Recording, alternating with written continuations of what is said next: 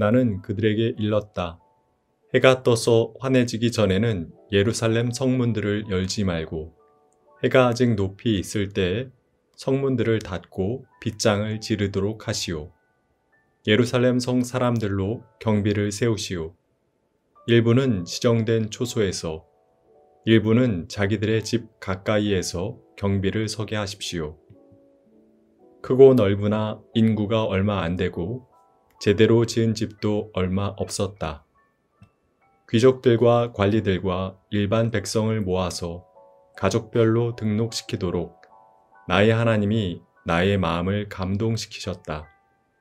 마침 나는 1차로 돌아온 사람들의 가족별 등록부를 찾았는데 거기에는 다음과 같이 적혀 있다. 느헤미야 7장 3절에서 5절 말씀. 느헤미야는 여러 어려움이 있었지만 공사 시작 52일 만에 성벽 재건 공사를 무사히 마쳤습니다. 성벽을 다시 쌓았고 문도 새로 달았습니다. 바벨론에 의해 성벽이 무너지고 성문이 불에 탄 지 140여 년 만에 이루어진 일입니다. 재건한 성벽 봉헌에 관한 이야기는 느헤미야 12장에 나옵니다. 7장에서는 성벽 재건 공사 직후에 이루어진 조치들을 언급하고 있습니다. 느헤미야는 성전의 문지기와 노래하는 사람과 레위 사람을 세운 후에 성체 지휘관을 세워 예루살렘 성에 경비를 맡겼습니다. 성벽이 다시 세워졌으니 예루살렘 성 관리자를 세우는 것이 급선무였을 것입니다. 그런데 느헤미야는 성보다는 성전을 먼저 챙겼습니다. 성의 관리자보다 성전에서 일할 사람들을 먼저 세웠습니다. 귀환기는 성전 예배를 1순위로 생각하던 때였습니다. 성전 관리인을 세우고 나서야 성 관리자들을 세웠습니다. 느헤미야는 동생 하나니와 성체 지휘관 하나냐에게 예루살렘 경비를 맡겼습니다. 느헤미야는 그 둘에게 다음과 같이 일렀습니다. 해가 떠서 환해지기 전에는 예루살렘 성문들을 열지 말고 해가 아직 높이 있을 때에 성문들을 닫고 빗장을 지르도록 하시오. 예루살렘 성 사람들로 경비를 세우시오. 일부는 지정된 초소에서, 일부는 자기들의 집 가까이에서 경비를 서게 하십시오. 힘들게 재건한 성을 잘 관리하고 성내의 주민들을 보호하기 위한 조치였습니다. 4절은 그 당시 예루살렘의 풍경을 다음과 같이 묘사했습니다. 성읍은 크고 넓으나 인구가 얼마 안 되고 제대로 지은 집도 얼마 없었다. 다시 성벽을 갖추게 된 예루살렘 도성의 발전 가능성과 초라함이 동시에 묘사되고 있습니다. 느헤미야는 두 번째 조치를 취했습니다. 그것은 귀족들과 관리들과 일반 백성의 호구조사를 하는 것이었습니다.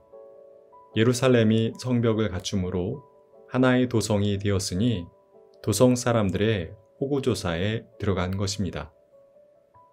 느헤미야는 현재 예루살렘의 인구를 조사하기에 앞서 90여 년 전에 바벨론에서 예루살렘으로 돌아온 귀한 1세대의 가족별 등록부를 찾아보았습니다. 느헤미야는 1세대 귀환자들의 명단을 참고하여 현재 예루살렘 도성 사람들의 가족 명부를 작성하려고 했던 것 같습니다.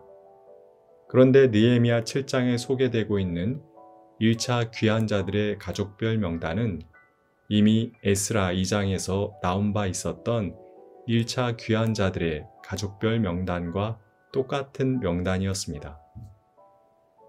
바벨론 왕 느부갓네살에게 사로잡혀 바벨로니아로 끌려간 사람들 가운데서 많은 사람들이 바벨로니아 각 지방을 떠나 제 고향 땅 예루살렘과 유다로 돌아왔다. 그들은 수룹바벨과 예수아와 느헤미야와 아사랴와 라하랴와 나하마니와 모르두게와 빌산과 미스벨렛과 비그웨와 느훔과 바하나가 돌아올 때에 함께 돌아왔다. 라는 말로 시작되는 1차 귀환자들의 지도자들과 귀환자 가족 명단이 똑같습니다. 에스라기와 느헤미야기는 본디 한 권의 책이었습니다. 한 권의 책에서 거의 한 장에 해당하는 긴 명단을 2번씩이나 반복해서 기록한 까닭은 무엇이었을까요? 약 42,000명의 1차 귀환자들을 이끌었던 지도자들과 가족 대표의 이름은 포로기 이후 귀환기를 살아가는 이스라엘에게 있어서는 너무나 소중한 이름이었던 것입니다. 그들은 페어더미의 예루살렘을 새로운 이스라엘로 재건한 사람들이었습니다.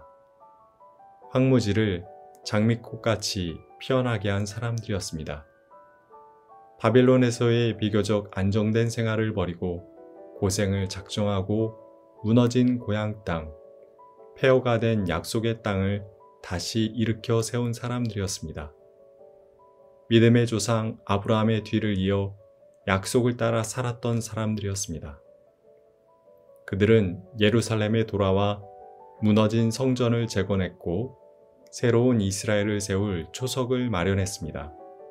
그들이 있었기에 에스라는 귀환기의 백성들에게 율법을 가르칠 수 있었고 그들이 있었기에 느헤미야는 성벽을 다시 쌓을 수 있었던 것입니다.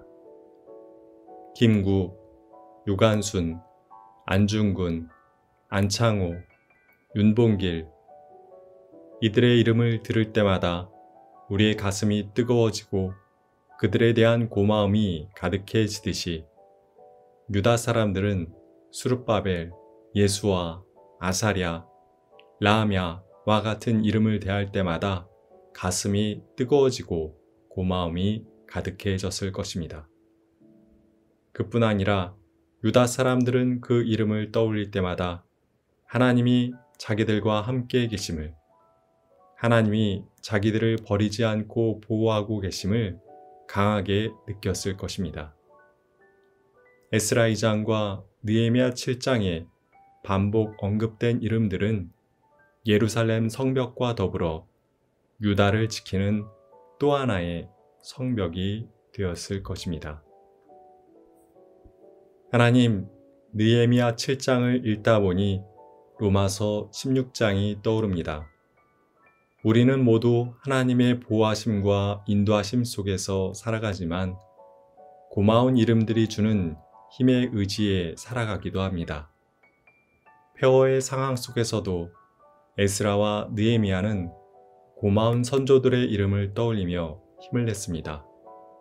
그리고 어려운 상황 속에서도 바울은 고마운 동역자들의 이름을 떠올리며 힘을 얻었습니다. 주님, 우리도 그 누군가가 고마움 속에서 떠올리는 이름이 되게 하시고 우리 공동체가 서로의 얼굴과 이름을 든든한 성벽처럼 떠올릴 수 있는 그런 공동체가 되게 해 주십시오. 아멘.